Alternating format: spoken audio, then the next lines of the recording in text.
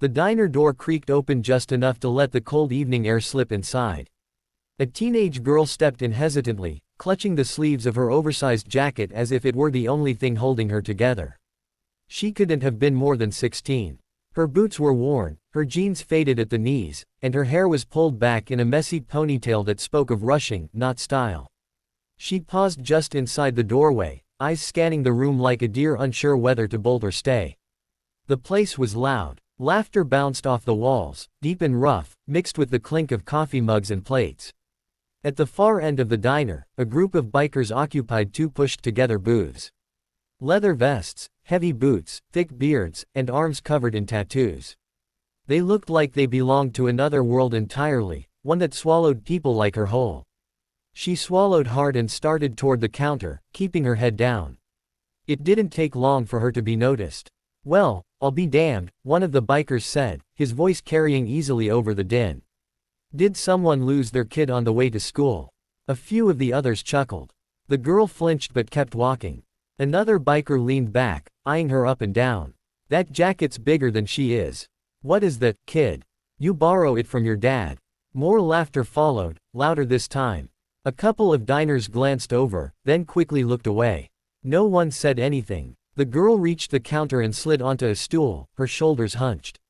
The waitress, a tired-looking woman in her 40s, gave her a sympathetic look. "What can I get you, honey?" "Just coffee, please," the girl said softly. From behind her, a biker snorted. "Coffee? You sure you don't want a juice box with that?"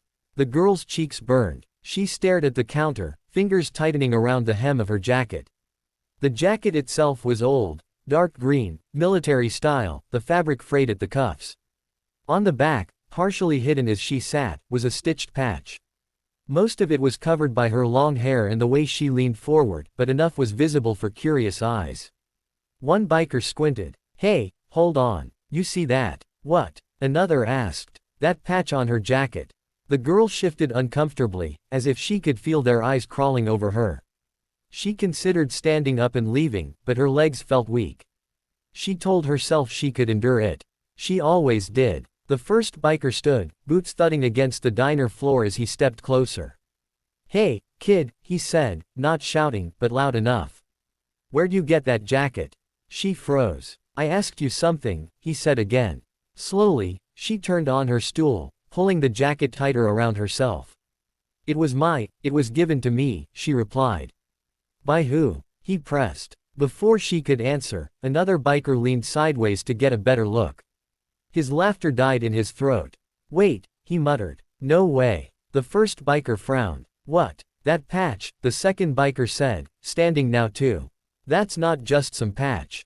The girl's heart pounded. She wanted to disappear. The first biker reached out, stopping just short of touching her jacket. "Mind if I see it better?" She hesitated, then slowly turned around on the stool, her hands shaking. The back of her jacket faced them fully now. The diner seemed to go quiet, as if someone had turned down the volume on the world. The patch was worn but unmistakable. A skull framed by wings. Beneath it, stitched in faded thread, were words that carried weight far beyond this small diner. One by one, the bikers' expressions changed. The laughter was gone. A few of them straightened in their seats. One removed his sunglasses, staring hard. Another slowly stood up, his face pale beneath his beard. "You know what that is?" someone whispered. "That's a fallen rider's patch," another said quietly. The first biker took a step back. "That club's been gone for years." The girl turned back around slowly. "My dad was a member," she said, her voice trembling but steady enough. He wore this jacket." No one laughed now. A biker near the end of the booth swallowed. "Your old man, what was his name?" She hesitated, then said it. The name hit the group like a punch to the chest. Chairs scraped as men stood.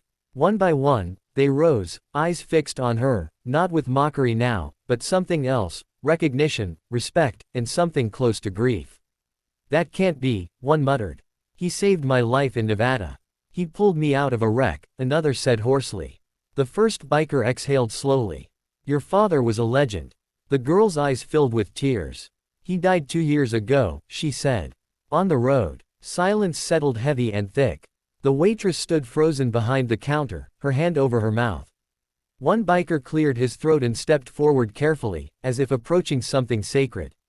"Kid, we didn't know." "I know," she said quietly. "People usually don't." He nodded once, then turned to the others. "You hear that? Show some respect." Without a word, one of the bikers reached up and removed his vest.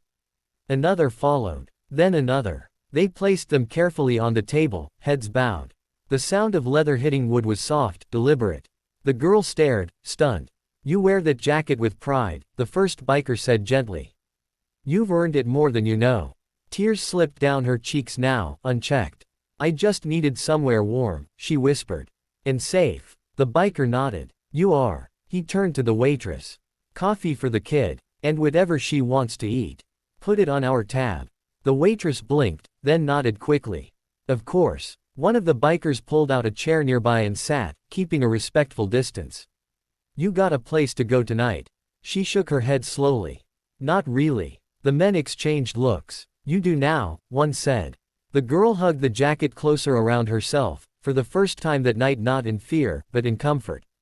And no one laughed again.